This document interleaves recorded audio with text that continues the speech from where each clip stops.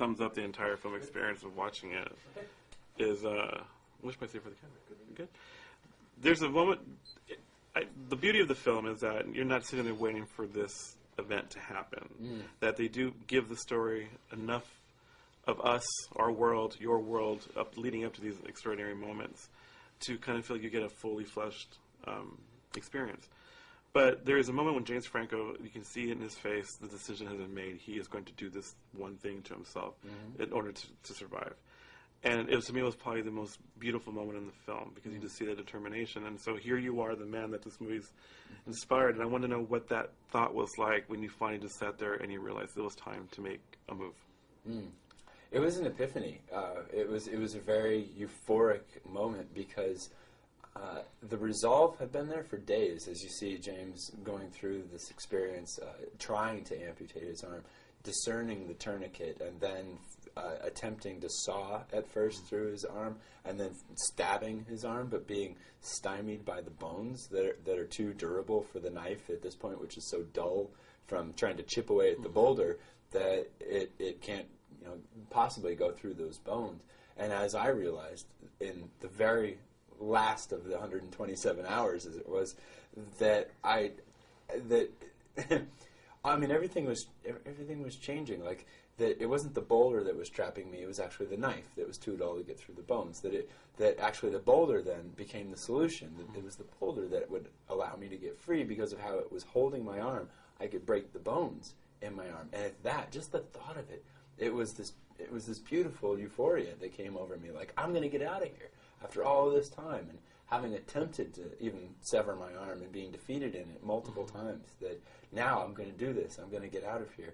And it was like this eureka experience that that's it. I can use the boulder to break my bones. And I'm like smiling at this time.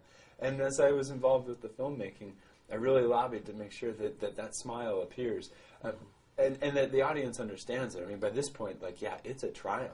He's going to get out of there, and we're really rooting for him to do it. As much as in the beginning, as an audience member, we might walk in thinking, like, this is a movie about a guy who cuts his arm off. And we know that going into it. And yet it's almost like a surprise when it actually happens, as well as the climax that maybe we know is inevitable and we know that it's coming, but yet it's so well orchestrated that when it arrives, like, it's graphic and intense, but it's also something that I think conveys that sense of liberation and euphoria, freedom that really is about the joy of life.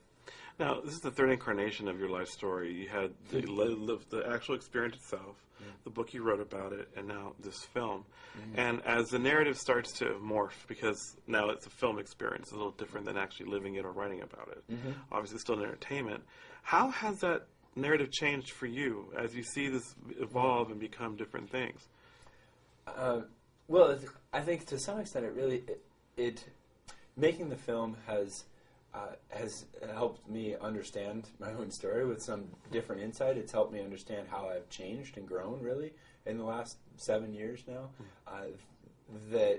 So it's given me a new perspective on it, which I think you could imagine is just going through the effort of translating it, watching how Danny and the team bring out themes that were real for me, but through fictionalized devices. So that there are times where there's something that isn't factually true, but that it conveys an emotional truth, and I like that it helps me understand and distill what was real and what was there, because I can see, that actually like brings that across more than me just saying that I was becoming delirious. But you see this like exchange where James is interviewing himself, and then there's like arrogance there and self-criticism.